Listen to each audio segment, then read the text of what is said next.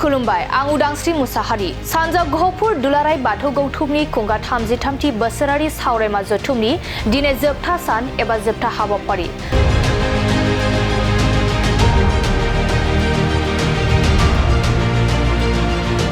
सानजा गहपुर दुलाराय बाथौ गौथुमनि सिबिसालि जायगायाव साननैनि हाबाफारिजों सानजा गहपुर दुलाराय बाथौ गौथुमनि खुंगा 33थि बोसोरारि सावरायमा जथुम खुंदों दिनै बेनिनो जोबथा हाबाफारि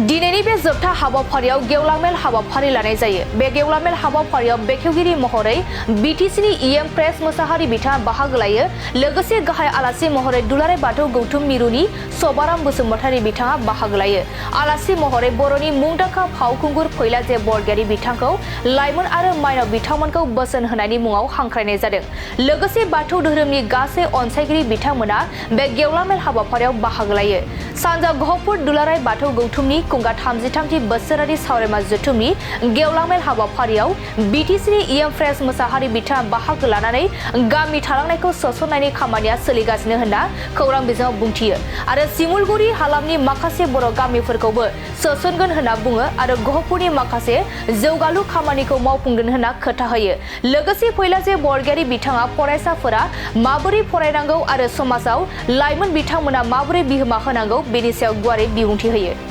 बे गामि सोसनजानाय गामिफोरनि माखासे अफिसियेल प्रसेसनि गेजेरजों माखासे डेभेलपमेन्ट एक्टिभिटिस आरो जिफोर डिपार्टमेन्टआ दिनै बेहाय माने डेभेलपमेन्ट एक्टिभिटिसनि थाखाय माखासे गामिफोरखौ सोसनबाय आरो बे सोसननाय गामिफोरनि माखासे जौगानायनि खामानिनि थाखाय लाइन डिपार्टमेन्टफोरखौ जों अलरेडि इन्सट्राक्सन होदों बेहाय फैनानै खामानि मावनो थाखाय जों बिथोन होदों आरो अलरेडि प्रसेसआ सोलिगासिनो आरो जालांगोन डेभेलपमेन्ट एक्टिभिटिसआ समान भाबै जानांगौ मानोना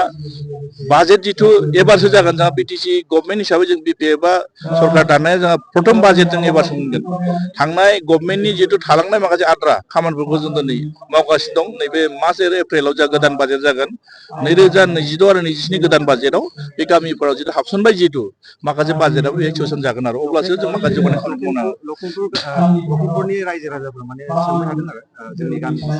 खाथां दं माने जेनेबा बिटिआरआव बे बिटिआरआव सोसनजानाय जायैया सुक्तिनि दफाफोरा मावफुंजायोब्लानो मथामथि जायफोर गामिखौ जों हास्थायदों जायफोर गामिफ्रा दिनै सोसनजानो लुबैदों जिथु जोंहा मोनसे माने सिमा दाफुंनायनि माखासे बाउन्डारि कमिटिनि जोंहा दं अलरेडि कमिसन दंखायो बे कमिसननि जुगिदि एप्लिकेसन होबानो जाबाय एप्लिकेसन होब्लासो बे खामानिफ्रा सोलिलांगोन ओंखायनो बे उननि पर्यायाव माने सावरायलायनायनि गेजेराव जागोन आरो बे दासिमहालागै बे प्रसेसा जिथु सोलिगासिनो दं दफाफ्रा मोजाङै मावफुंजाबानो जायफोर गामि थालांदों बे गामिफ्रा सोसनजागोन आरो आं बेखौनो बुंदों हाबनाय हाबैयाथ' जों सोसननाय आरो दानि गभर्नमेन्टनि डिसिसनाव सोनारगोन नालाय नंखायनो बे गामिफ्रा जायफोर दिनै थालांदों जिथु गहपुरावबो माखासे कन्टिगुवास माखासे भिलेजफ्रा अलरेडि माने दासिमहालागै हाबाखै बेखौ कन्टिनिउ प्रसेस खालामनो थाखाय जायफोर दिनै कमिटियाव दङ कमिसन कमिटियाव दङ बिथांमोननि जे जायफोर दिनै एप्लिकेसन होदों बे माखासे सावरायजानायनि गेजेराव माखासे गामिफ्रा सोसनजानायनि लाइनाव उननि पर्यायाव जागोन बे ओंखायनो जोंना थांखिया मा जाय गामिफ्रा थालांदों बे गामिखौ बोरै सोसननो हागोन बे जोंनि थांखि जानांगोन आरो जि गामिया हाबबाय बे गामिफोरखौ बोरैहाय डेभेलपमेन्टखौ जों खालामनो हागोन बिनि सोमोन्दै जिथु फुल फ्लेजेड डिपार्टमेन्टआ दासिमबो बे जायगाफ्राव खामानि मावफैयाखै बाजेटखौ सोसननांगौ अब्लासो समान समान भाबै जौगानाय खामानिया जालांगोन आरो ओंखायनो खामानि मावनो गोनां दं बे खामानिया पर्यायक्रमै मोनफानि उनाव मोनफा जालांगोन आरो जागोन जौगानाय खामानिखौ मावनांगोन जों बयबो मावनांगोन जाय दायथ' गोलैदों मावनांगोन जिथु जों सरकारा जोंनि जिहेथु जों मावनांगोन बेखौ जौगानायाथ' अकल गहपुरल' नङा दिनैसिमबो माने बिटिसिआव थानाय माखासे गामिफ्राबो जौगायाखै बेखौ जौगानांगोन बे जौगानायनि खामानिया जों साफ्रोमबो